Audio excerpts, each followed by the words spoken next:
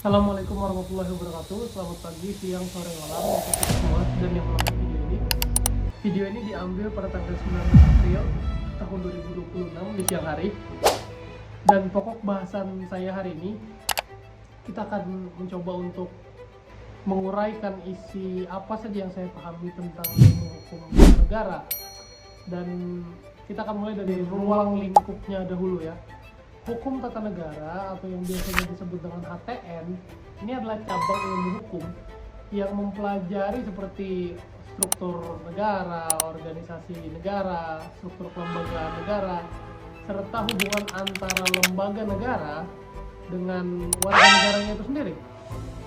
Baik, dengan kata lain, HTN ini adalah menjadi suatu fondasi atau menjadi suatu dasar dalam kita memahami bagaimana sebuah negara dijalankan secara hukum.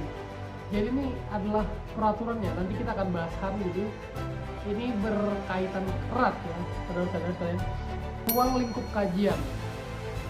Ruang lingkup kajian hukum tata negara sendiri itu mencakup berbagai aspek penting gitu ya. Yang pertama, itu dia ngebahas organisasi negara dulu. Yaitu bagaimana negara itu tuh dibentuk begitu ya, termasuk bentuk negara seperti ada kesatuan, ada federal, serta sistem pemerintahan seperti presidensial atau parlementer.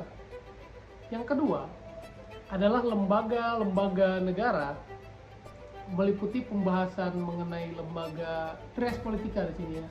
Ada eksekutif, legislatif, dan yudikatif.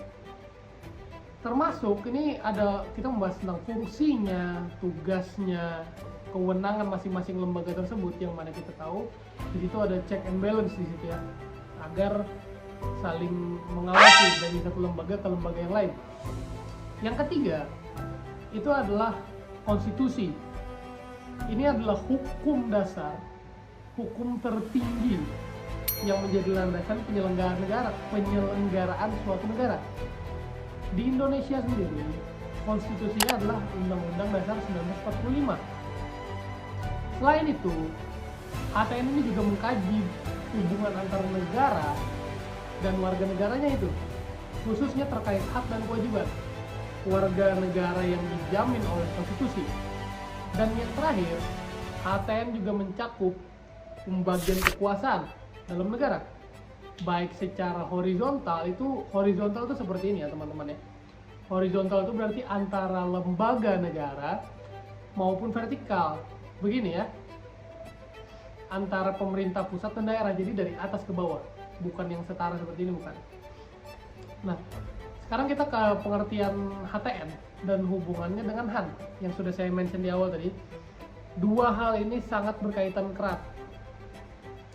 Sebelum kita masuk pembahasan, saya akan mencoba untuk membuat suatu perumpamaan ya. HTN itu ibarat kalau kita beli mobil, itu buku panduan. Han ini bagaimana cara menyetirnya. Jadi begitu ya teman-teman ya. Baik, kita akan langsung mulai ke pokok bahasan kita yang kedua, pengertian HTN dan hubungannya dengan Han. Secara sederhana, hukum tata negara adalah hukum yang mengatur struktur dari sistem penyelenggaraan negara, sedangkan hukum administrasi negara atau HAN lebih berfokus pada pelaksanaan tugas-tugas dan pemerintahan sehari-hari. Hubungannya ini sangat erat sekali. HTN dapat diibaratkan sebagai yang saya bilang tadi, sebagai buku panduan, dan HAN adalah sebagai cara menyetirnya bagaimana. Sebagai contoh, HTN ini mengatur bahwa presiden memiliki kekuasaan eksekutif, sedangkan HAN mengatur bagaimana presiden atau pejabat pemerintahan menjalankan suatu keputusan administratif seperti penerbitan izin, contohnya kebijakan publik, tindakan pemerintah yang lainnya lah. Nah baik, dengan demikian bisa dikatakan bahwa HTN ini lebih bersifat fundamental, sedangkan HAN bersifat teknis dan praktis. Sekarang kita ke bahasan selanjutnya, hubungan HTN dan ilmu negara dan ilmu politik. hubungannya ini sebenarnya ya sama dengan Han, sama-sama erat, sama-sama kuat, sama-sama saling membantu begitu ya, sama-sama saling melengkapi. Baik, HTN ini juga memiliki hubungan erat nih dengan ilmu negara dan ilmu politik. Hubungan dengan ilmu negara itu terletak pada sifatnya yang teoritis, dia sama-sama teoritis. Ilmu negara itu membahas konsep dasar seperti apa itu negara, bagaimana bentuknya, bagaimana negara itu terbentuk, dan apa tujuan dari negara itu tersebut. HTN kemudian mengambil konsep-konsep tersebut dan menerapkannya dalam bentuk aturan hukum yang konkret. Sedangkan hubungan dengan ilmu politik terletak pada praktik kekuasaan. Ilmu politik dijalankan, maksudnya ilmu politik ini membahas bagaimana kekuasaan diperoleh, dijalankan, dan dipertahankan. HTN kemudian memberikan batasan hukum agar kekuasaan tersebut tidak disalahgunakan. Dengan kata lain, ilmu politik melihat kekuasaan dari sisi praktik, sedangkan HTN mengaturnya agar tetap berada pada koridor hukum. Baik, untuk di poin 1 saya sudah jelaskan, ini video akan di-cut dan saya akan edit dengan video yang lainnya.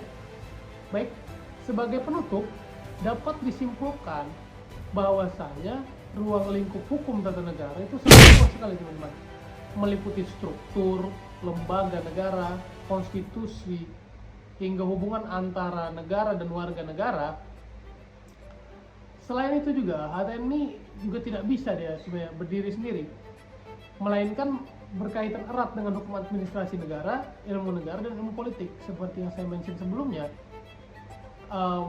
sama-sama saling membantu di satu sama lain. Baik, kita ke pokok bahasan yang kedua, yaitu sumber. Karena kenapa sumber itu penting? Karena kalau tidak ada sumber tidak kredibel. Baik, pengertian sumber hukum ya, secara general, bukan hukum tata negara saja. Secara umum, sumber hukum itu dapat diartikan sebagai segala sesuatu yang menjadi asal usul terbentuknya suatu aturan hukum, baik yang bersifat tertulis maupun tidak tertulis. Dalam konteks kita bicara di sini hukum tata negara, sumber hukum tidak hanya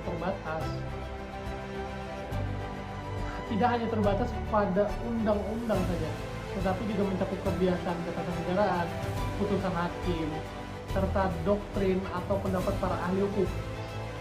Dengan demikian, sumber hukum menjadi landasan bagi hakim, pemerintah, maupun masyarakat dalam memahami dan menerapkan hukum. Sekarang kita lanjut ke macam-macam sumber hukumnya. Sumber hukum ini secara umum dapat dibedakan menjadi dua: sumber hukum material dan sumber hukum formal.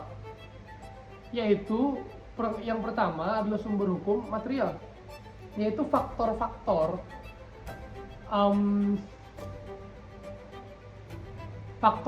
yang mengaruhi isi dari suatu hukum.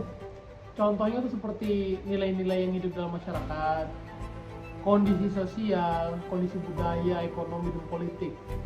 Misalnya nilai keadilan sosial dalam masyarakat Indonesia memengaruhi lahirnya bagaimana peraturan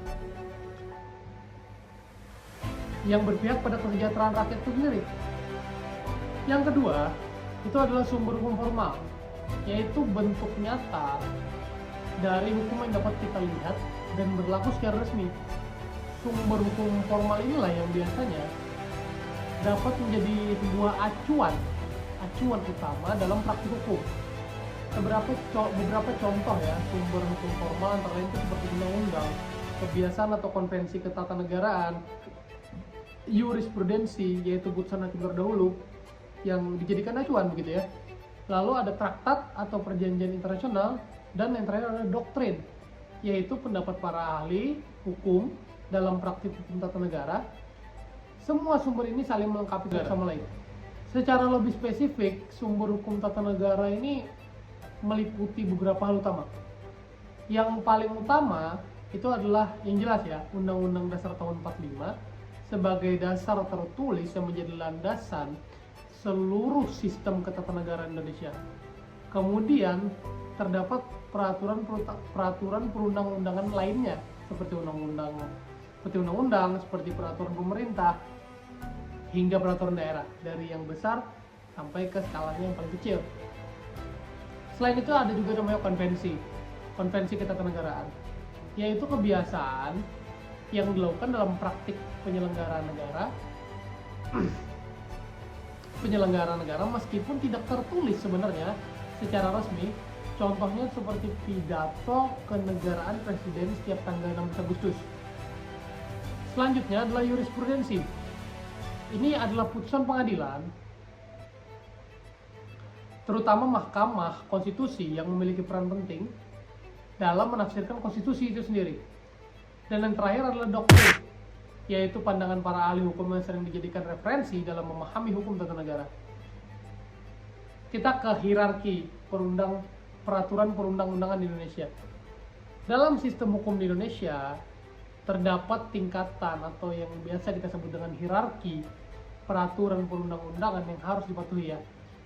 Secara umumnya itu hierarki tersebut Undang-Undang tahun 45, ketetapan MPR, di bawahnya lagi ada undang-undang atau peraturan, di bawahnya lagi ada pemerintah pengganti undang-undang atau Perpu, peraturan pemerintah, peraturan presiden, peraturan daerah. Dan hierarki ini menunjukkan bahwa peraturan yang lebih rendah tidak boleh bertentangan dengan peraturan yang lebih tinggi. Jika terjadi pertentangan, maka peraturan yang lebih rendah dapat dibatalkan. Hal ini penting untuk menjaga konsistensi dan kepastian hukum dalam sistem ketatanegaraan Indonesia. Baik, poin kedua kita sudah rampung. Kita akan lanjut ke poin ketiga tentang lembaga negara dan lembaga independen. Macam lembaga negara itu ada apa aja sih? Ada yang pertama lembaga eksekutif, legislatif, yudikatif, trias politika, lagi dan lagi. Baik, kita akan masuk ke lembaga eksekutif dulu ya. Fungsi dari lembaga eksekutif ini adalah menjalankan pemerintahan di Indonesia. Kekuasaan eksekutif ini dijalankan oleh presiden beserta jajaran kementerian. Jadi ini adalah orang lapangannya yang mengerjakan suatu pekerjaan. Sekarang kita ke lembaga legislatif. Fungsi lembaga ini adalah membuat undang-undang, membuat peraturan untuk dijalankan oleh lembaga eksekutif. Contohnya seperti DPR dan DPD yang tergabung dalam MPR. Lembaga yudikatif, ini yang terakhir, berfungsi menegakkan hukum dan keadilan. Contohnya seperti Mahkamah Agung dan Mahkamah Konstitusi. Jadi sebenarnya lembaga yudikatif adalah yang mengkaji dan ngetes gitu ya.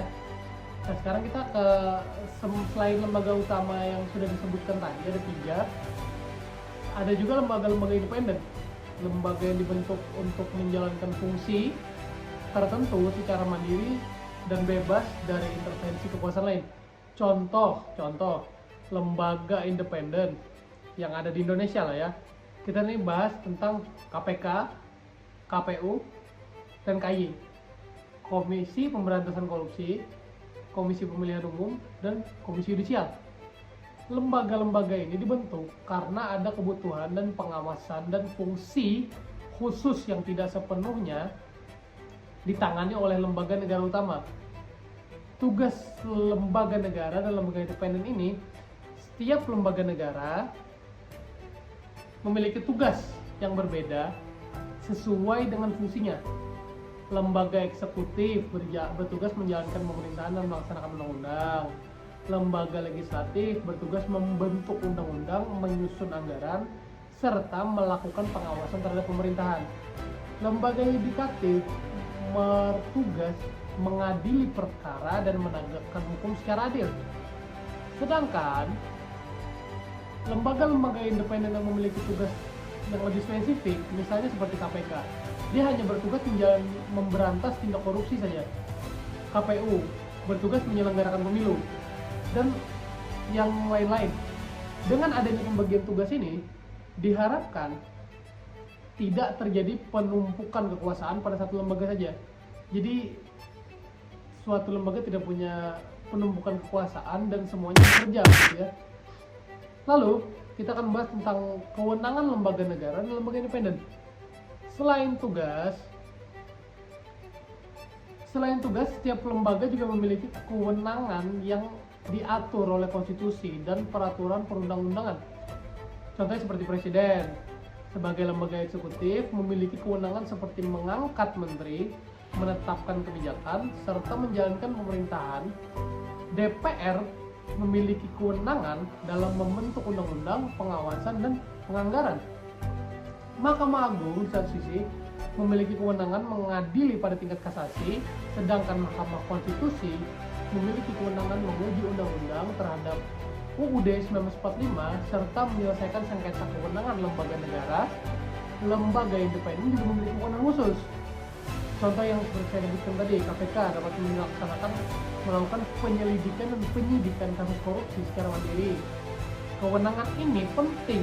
Kenapa penting? Agar setiap lembaga dapat menjalankan tugasnya secara efektif tanpa campur tangan yang tidak semestinya. Makanya disebut sebagai lembaga independen. Baik teman-teman semua, kita sudah berada di poin nomor 4 sekarang, menjelaskan demokrasi di Indonesia. Kita akan masuk ke konsep dulu ya, konsep demokrasi. Konsep demokrasi di Indonesia tidak hanya mengadopsi demokrasi secara umum saja sebenarnya, tetapi juga memiliki ciri khas tersendiri, yaitu demokrasi Pancasila di sini saya. Demokrasi Pancasila ini menekankan pada nilai-nilai musyawarah, mufakat, serta keadilan sosial. Demokrasi ini tidak hanya berfokus pada kebiasaan individu saja, tetapi juga memperhatikan kepentingan bersama. Selain itu, demokrasi di Indonesia juga didasarkan pada konstitusi, yaitu Undang-Undang 1945 yang menegaskan bahwasanya kedaulatan berada di tangan rakyat dan dilaksanakan menurut Undang-Undang Dasar. Dengan demikian, demokrasi di Indonesia bukanlah demokrasi yang bebas tanpa batas, melainkan demokrasi yang tetap berada dalam kerangka hukum. Sistem dan praktik demokrasi di Indonesia. Dalam praktiknya, Indonesia ini menganut sistem demokrasi perwakilan, yaitu rakyat tidak secara langsung menjalankan pemerintahan, tetapi memilih wakil-wakilnya untuk duduk di lembaga legislatif. Yang biasa tiap sekian tahun ada caleg gitu lah ya. Wakil rakyat tersebut kemudian bertugas menyampaikan aspirasi masyarakat serta membuat kebijakan yang berpihak pada kepentingan rakyat.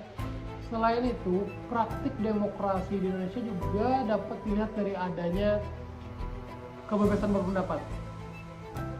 Kebebasan berpendapat dan berkumpul ini kebebasan berpendapat dan berserikat, dan berkumpul, adanya sistem multi partai pergantian kekuasaan secara berkala. Namun dalam praktiknya demokrasi di Indonesia juga menghadapi berbagai tantangan seperti politik uang, rendahnya partisipasi masyarakat, serta konflik kepentingan. Ya, itu jadi rahasia umum lah. Oleh karena itu, ini diperlukan kesadaran bersama untuk menjaga kualitas demokrasi agar tetap berjalan dengan baik. Sistem dan pelaksanaan pemilu di Indonesia. Salah satu wujud nyata dari demokrasi ya, teman-teman, adalah pelaksanaan pemilihan umum atau pemilu. Pemilu di Indonesia ini diselenggarakan secara langsung, umum, bebas, rahasia, jujur, dan adil. Prinsip ini disingkat sebagai luber jurdil. Melalui pemilu, rakyat dapat memilih presiden dan wakil, anggota DPR, DPD, dan DPRD. Kepala daerah dalam pemilihan kepala daerah pilkada. Pemilu Indonesia diselenggarakan oleh Komisi Pemilihan Umum atau KPU sebagai lembaga independen. Pelaksanaan pemilu dilakukan secara berkala, biasanya setiap 5 tahun. Ya, biasanya sekitar 5 tahun ya. 5 tahun sekali sebagai bentuk pergantian kekuasaan secara damai dan konstitusional. Selain itu, pemilu juga menjadi sarana evaluasi bagi rakyat terhadap kinerja pemerintah itu sendiri. Jadi kalau misalnya dianggap, wah ini kurang cocok gitu ya, atau kurang tepat, sudah diganti saja 5 tahun kemudian di saat pemilihan baru lagi. Misal, baik teman-teman semua, kita sudah ada di penghujung dari pokok bahasan kita. Ini kayaknya videonya lebih dari 10 menit, 15, 20 mungkin. Sekarang kita membahas tentang asas-asas pemerintahan daerah. Ini adalah pokok bahasan sebenarnya saya sangat suka sekali. Pembahasan ini penting, kenapa? Karena Indonesia itu luas, negara kesatuan yang sangat luas wilayahnya, sehingga ini diperlukan sistem pembagian kewenangan antara pemerintah pusat dan pemerintah daerah agar dapat menjalankan pemerintahan secara efektif. Dalam penyelenggaraannya, pemerintah daerah terdapat 3 asas utama: desentralisasi, dekonsentrasi, dan tugas pembantuan. Kita ke desentralisasi dulu. Desentralisasi adalah penyerahan wewenang dari pemerintah pusat kepada pemerintah daerah untuk mengatur dan mengurus urusan pemerintah dalam sistem negara kesatuan Republik Indonesia. Melalui asas ini, pemerintah daerah diberikan otonomi untuk mengelola daerahnya sendiri sesuai dengan potensi dan kebutuhan masing-masing daerah. Yang saya sebutkan di awal tadi, macam daerah itu kan banyak sekali. Masing-masing daerah punya potensi sumber dayanya sendiri. Contohnya ini, pemerintah dapat mengelola, membuat peraturan daerah, mengelola anggaran daerah, serta mengatur kebijakan lokal seperti pendidikan, kesehatan, dan pembangunan daerah. Tujuan utama dari desentralisasi ini untuk apa sebenarnya? Ini adalah untuk meningkatkan efisiensi pemerintahan, mendekatkan pelayanan kepada masyarakat, mendorong partisipasi masyarakat dalam pembangunan. Dengan adanya asas desentralisasi ini, diharapkan pemerintah daerah itu lebih responsif terhadap kebutuhan masyarakat setempat. Asas dekonsentrasi selanjutnya. Asas ini adalah pelimpahan wewenang dari pemerintah pusat kepada pejabat pusat yang berada di daerah. Contohnya seperti gubernur dan sebagai wakil pemerintah pusat. Berbeda dengan desentralisasi ya, dalam dekonsentrasi kewenangan tetap menjadi milik pemerintah pusat, hanya pelaksanaannya saja yang dilakukan di daerah. Contohnya, pelaksanaan program nasional di daerah yang dikoordinasi oleh gubernur atau instansi vertikal. Tujuan dari dekonsentrasi adalah untuk menjaga keseragaman kebijakan nasional, mempercepat pelaksanaan program pemerintah pusat, memperkuat koordinasi antara pusat dan daerah. Dengan demikian, dekonsentrasi ini berfungsi sebagai penghubung antara pemerintah pusat dan juga daerah. Sekarang yang terakhir, ada asas tugas pembantuan. Asas yang ini adalah penugasan dari pemerintah pusat kepada daerah atau dari pemerintah daerah ke daerah lain untuk melaksanakan tugas tertentu dengan kewajiban mempertanggungjawabkan kepada yang memberi tugas. Dalam asas ini, daerah hanya bertindak sebagai pelaksana tugas, bukan sebagai pemilik kewenangan. Contohnya, pelaksanaan program tertentu dari pemerintah pusat yang didelegasikan kepada pemerintah daerah, seperti program bansos, bantuan sosial, atau proyek pembangunan tertentu.